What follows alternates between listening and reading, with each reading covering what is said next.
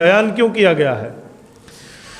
بندہ زبان سے کلمہ پڑھے، زبان سے کلمہ پڑھے، کلمہ پڑھ کے اپنے ظاہر کو ٹھیک کر دے، یہ اسلام ہے۔ اپنے دل کو پاک کر کے اللہ کو تسلیم کر لے، یہ ایمان ہے۔ تو اللہ نے خواتین اور مرد دونوں کے لیے حکم دیا ہے کہ صرف دل کی بات نہ کرنا کہ بس ایمان دل میں ہوتا ہے، اپنے ظاہر کو بھی درست کر لو۔ ظاہر بھی درست ہونا چاہیے، ظاہر سے نظر آئے یہ مسلمان ہے۔ اس میں سب سے پہلے پردہ شامل ہے۔ یہ جو شرعی پردہ ہے، جس کی بنیاد بے پردگی اگر پڑ جائے تو گناہوں کے دروازے کھلتے ہیں۔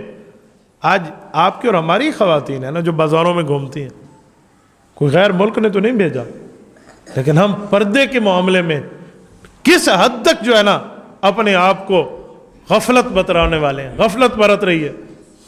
اور سنیں میں ایک جملہ کہوں، ایک خاتون سے میری بات ہوئی ہے، وہ اچھے بھلے عہدے پہ آفیسر تھے، مجھے کہنے لگے مفتی صاحب آپ ہمارے علاقے میں آئے، آپ نے بات کی ہے تو میں آپ سے ایک بات پوچھنا چاہتی ہوں۔ میں نے کہا جی پوچھیں، فون پہ بات ہو رہی تھی۔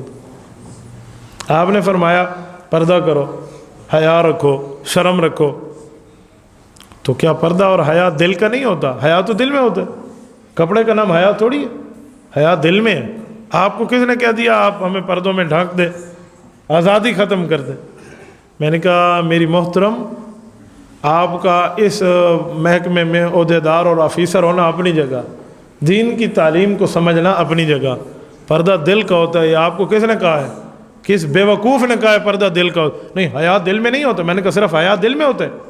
آپ اپنی ماں کو کہو میرا آپ کا حیا میرے دل میں ہے، منہ پہ تھپڑ ماروں گی، کیوں؟ ہاتھ کا حیا تو نہیں ہے، پھر کیا کرو گی؟ کس بے وقوف نے تمہیں کہہ دیا کہ پردہ دل کا ہے صرف؟ اس پر وہ تھوڑی ٹھنڈی ہوئی نا۔ میں نے کہا دل تو پہلے ہی پردے میں ہے، پردہ دل کا ہوتا ہے، یہ میری معاملات سے بالاتر ہے۔ پردہ تو دل تو پہلے ہی پردے میں ہے، تو پردہ دل کا ہوتا ہے، یہ کیا ہے؟ اچھا، میں نے کہا اگر کل کوئی یوں کہہ دے کہ کھانا پینا، روٹی سالن، پانی، شربت، دودھ، دہی یہ بھی دل کے ہوتے ہیں، منہ سے نہ کھاؤ، پھر کیا کرو گی؟ یہ بھی دل کے ہوتے ہیں۔ تو جیسے کھانا پینا ظاہراً ہے، ویسے شرم اور حیا بھی ظاہراً ہے۔ بندے کے جسم سے، بندے کے لباس سے، بندے کی گفتگو سے، اطوار و عادات و تہذیب سے سمجھ آئے کہ مؤمن ہے۔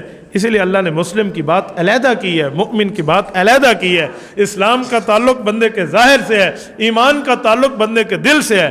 اقرار باللسان و تصدیق بالقلب، اقرار باللسان یہ جو ہے اسلام ہے، تصدیق بالقلب یہ ایمان ہے۔ اس لیے دل بھی پاک ہونا چاہیے، جسم بھی پاک ہونا چاہیے، دونوں کی بات فرمائی۔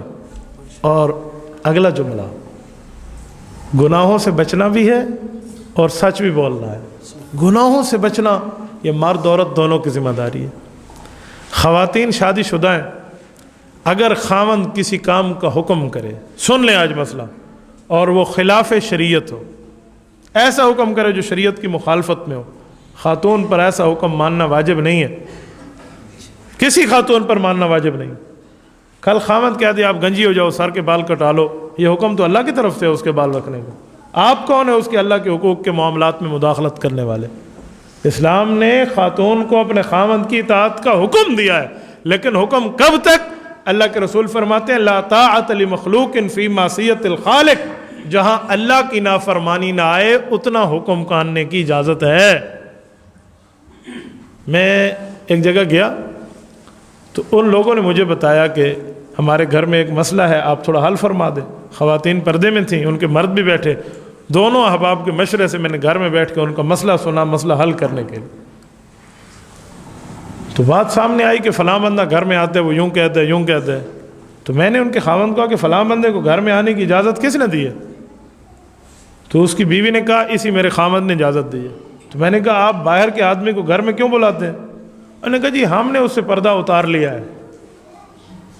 ہماری زبان میں کہنے لگا یہ سارے پردے لتھے ہوئے ہیں۔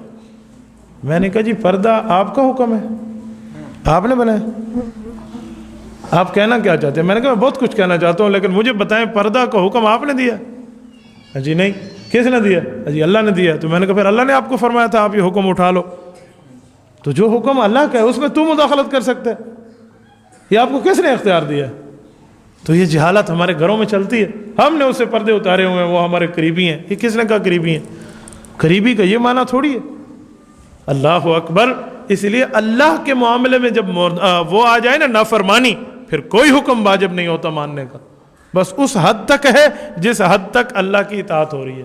تو اس لیے اللہ نے فرمایا حکم ماننا ہے، گناہوں سے بچنا ہے، اور گناہوں سے عورت بھی بچے گی، مرد بھی بچے گا۔ یہ نہ سمجھیں کہ صرف گلہ کرنا مرد کے لیے گناہ ہے، غیبت کرنا مرد کے لیے گناہ ہے، تہمت لگانا مرد کے لیے گناہ ہے، وہ خواتین کے لیے بھی ہے۔ اپنی زبان کو پاک رکھیں غیبت سے، بہتان سے، الزام سے، گلے شکوے سے، جزا فضا کی باتوں سے۔ جزا فضا کی باتیں کیا ہیں؟ جزا فضا کی باتیں یہ بچہ بیمار ہو جائے، خواتین کی عادت ہے وہ کہتی ہیں بیماری ہمارے گھر کو ملی تھی، بس ہمارے گھر کو تو بیماری چھوڑ نہیں رہی۔ اس جیسی باتیں نافرمانی کے زمرے میں آتی ہیں، اس جیسی باتیں جزا فضا کے زمرے میں آتی ہیں۔ کوئی فوت ہو جائے تو رونا شروع کر دیتے ہیں۔ سنو، رونے کا بھی ایک مقام ہے، غم کا بھی ایک جو ہے نا لائن آف کنٹرول، اور غم کی ایک حد ہے، لیکن اسلامی احکام ہے۔ سیدہ ام سلیم رضی اللہ عنہا، یہ صحابیہ ہیں، بیٹا فوت ہو گیا ہے، اسی رات خاوند سفر سے پہنچا ہے، کتنا عقل مندی کا مظاہرہ کیا۔ کیا ماں کو بیٹے کی وفات کا غم نہیں تھا؟ بیٹے کو سلایا ایک کمرے میں، خاوند آئے تو اسے آتے ہوئے یہ نہیں بتایا کہ وہ پریشان ہو جائے، اس کو آرام دیا، اس کو جو ہے نا کیا کہتے ہیں کھانا وغیرہ، اس کی ساری جو ہے نا معاملات پورے رکھے۔ صبح اپنے خاوند سے اس نے کہا بچہ بہت اچھی طرح سو رہا ہے، سچ بولا نا، جھوٹ تو نہیں بولا۔ صبح کہنے لگی میری پڑوسن کا ایک مسئلہ ہے، اس کا جواب تو آپ دے دیں۔ بیٹا توجہ رکھیں، آپ ہنسیں لیکن بولیں اونچا نہیں، باتیں کرنی ہے کریں لیکن اونچا تو نہ کرو نا۔ میں باتیں کرنے سے بچوں کو منع نہیں کرتا، اس لیے باتیں کریں اونچا نہ کرو۔ توجہ، صبح اپنے خاوند کو کہا کہ میری جو پڑوسن ہے نا یہ بہت عجیب عورت ہے۔ کیا ہوا؟ کہا یہ ہوا کہ اس نے کسی سے زیورات مانگے ہوئے تھے قرض، کہ میں نے کسی شادی میں جانا ہے یا کسی پروگرام میں جانا ہے، مجھے آپ زیورات دکھا دیں میں پہن لوں گی۔ تو کسی عورت نے دے دیے، اب وہ اصل مالکن آئی ہے مانگنے کے لیے، اصل مالک مانگ رہے ہیں یہ زیورات، تو یہ عورت رو رہی ہے، اسے دے نہیں رہی۔ تو خاوند کہنے لگا بھی اس کو تو دے دینا چاہیے، اس کو تو چاہیے اصل مالک کو واپس کر دے، رونے کی کیا ضرورت ہے؟ تو اس خاتون نے اپنے خاوند کا ہاتھ تھام کے کہا میرے سرتاج، ہمیں بھی اللہ نے امانت دی تھی، وہ اللہ نے امانت واپس لے لی ہے۔ کہاں سے لاؤ گے اس جیسا آدمی؟ کہاں سے لاؤ گے اس جیسا؟ صبر بھی اسلام نے تو حکم دیا ہے نا، صبر بھی تو حکم دیا ہے نا، اور اس صبر پہ اجر ہے۔ چھوٹا بچہ کسی کا فوت ہو جائے، خاتون اس کی ماں اور مرد اس کا والد، اس کے لیے جنت کی بشارت موجود ہے۔ ہم نابالغ بچے کا جنازہ اور پڑھتے ہیں، اور بڑے بالغ بندے کا جنازہ اور پڑھتے ہیں۔ کیوں؟ بڑے بندے کے جنازے میں یہ لفظ نہیں ہوتا اجرا و ذخرا، وہاں لفظ اللہم مغفر، اللہ بخشش فرما دے۔ بچے کے جنازے میں ہے اجر و ذخرا، بچی اور بچے کے جنازے میں صرف ضمیروں کا فرق ہے، باقی لفظ ایک ہی ہے۔ اجر و ذخرا کا کیا معنی؟ میں نے ادھر اجر کا معنی کیا نا تنخواہ، تو اجر کا معنی ہے اللہ یہ مجھے غم ملا ہے، اس غم کے بدلے میں تو جو اجر دے گا نا وہ تنخواہ، ذخرا اپنے پاس ذخیرہ کر لے، قیامت میں مجھے دینا اس کا بدلہ۔ حضور پاک علیہ السلام خواتین کے مجمع سے بات فرما رہے ہیں، اور اللہ کے رسول صلی اللہ علیہ وسلم نے فرمایا کسی کی 2 بچیاں یا بچے ہوں اور بچپن میں فوت ہو جائیں، اس کے لیے جنت کی ضمانت ہے۔ یہ دکھ ملے انہیں۔ ایک خاتون کا ایک بچہ فوت ہوا تھا، اس نے عرض کیا یا رسول اللہ کسی کا ایک بچہ فوت ہو جائے، تو حضور نے فرمایا جی اس کے لیے بھی اجازت ہے۔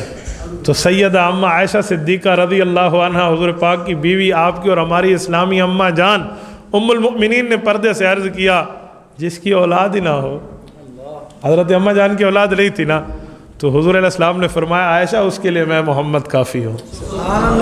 تو خواتین سے گفتگو کیسی ہو رہی ہے، کس طرز پہ اسلام میں معاملہ سمجھایا جا رہا ہے۔ آج ہم ان چیزوں کو بھول چکے ہیں۔ تو والقانتین والقانتات، گناہوں سے بچنے کی ذمہ داری مرد کی بھی ہے، عورت کی بھی۔ اور اگلا لفظ والصابرین والصابرات، کیا مطلب؟ کوئی معاملہ آ جائے تو اس پہ صبر کر کے دکھائیں۔ صبر کی بہت سی قسمیں ہیں، گناہوں سے رک جانا یہ بھی صبر ہے، مصیبت پر جو ہے نا برداشت کر جانا یہ بھی صبر ہے، تکلیف میں، بیماری میں اللہ سے لو لگا رکھنا، اللہ سے تعلق نہ توڑنا، یہ بھی صبر ہے۔ اطاعت پر پوری زندگی گزار لینا، تکلیف کے باوجود اللہ کے سامنے اوف نہ کرنا، یہ بھی صبر ہے۔